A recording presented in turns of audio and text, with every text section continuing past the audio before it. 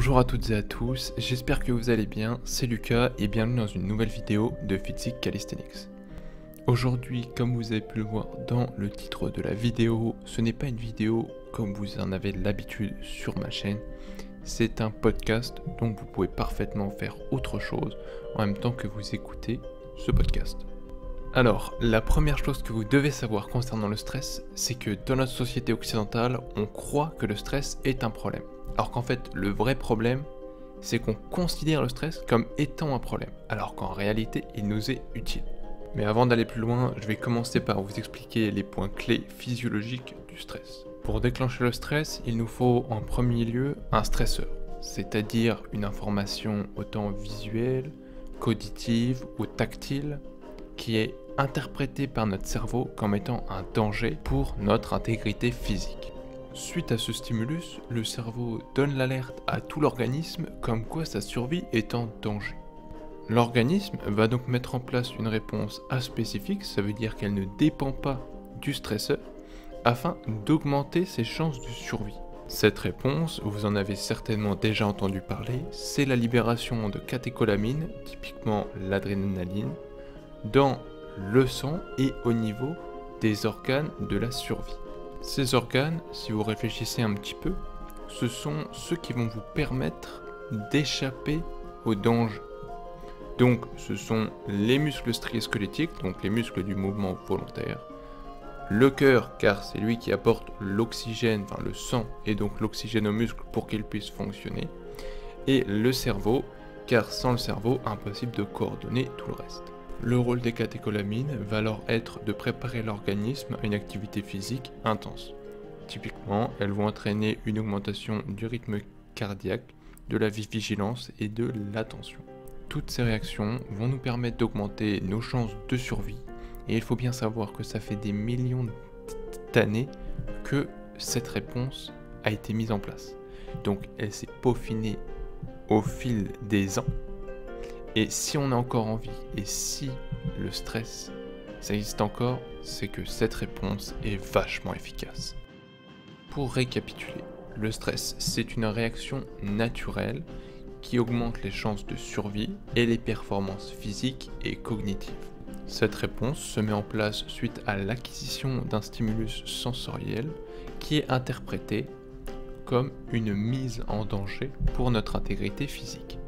Vous devez savoir aussi que le stress, c'est une réaction violente qui va perturber les équilibres dans notre corps.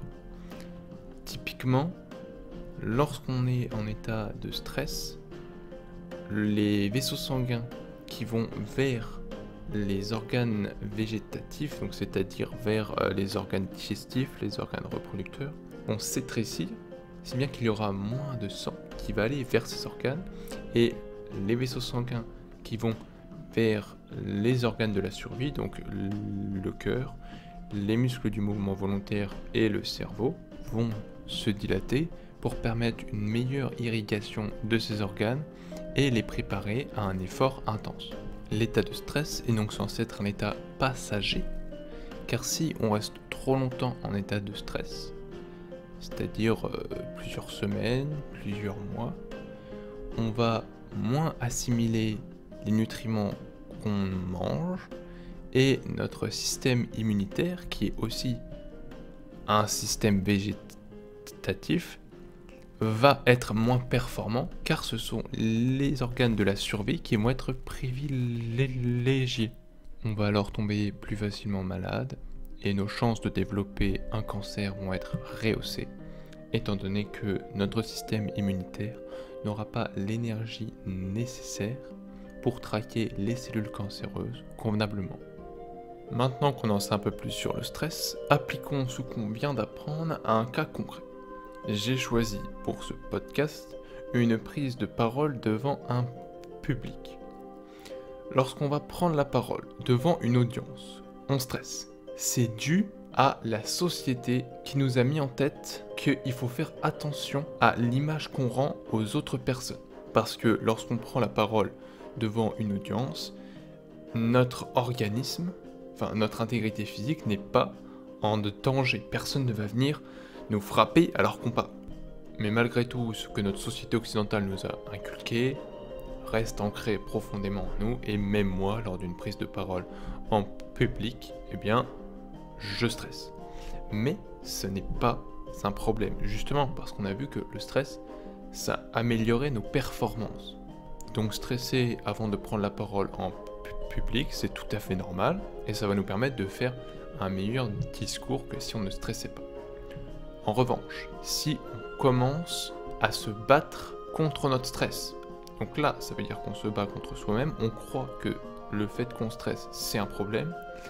À ce moment-là, lorsqu'on va prendre la parole, eh bien, on va être plus occupé à se battre contre notre stress, donc contre soi-même, plutôt que de faire notre discours. Le discours sera alors de piètre qualité, avec des blocages et des blancs. La solution que j'ai à vous proposer pour pallier à cette bataille contre vous-même, c'est premièrement d'accepter que le stress est là pour vous aider à faire une meilleure prestation, et deuxièmement de vous faire confiance. En effet, si vous avez bien travaillé votre oral en amont et que vous êtes capable de le mener à bien sans audience, vous serez également capable de le mener à bien devant une audience si vous vous faites confiance et si vous ne vous battez pas contre votre propre stress. La dernière chose que j'ai à vous dire pour gérer le stress, c'est si vous sentez que vous stressez, commencez par identifier le stresseur. Qu'est-ce qui vous fait stresser? Ensuite, demandez-vous si le stresseur met en danger votre intégrité physique. S'il ne la met pas en danger, acceptez de stresser et ayez confiance en vos capacités.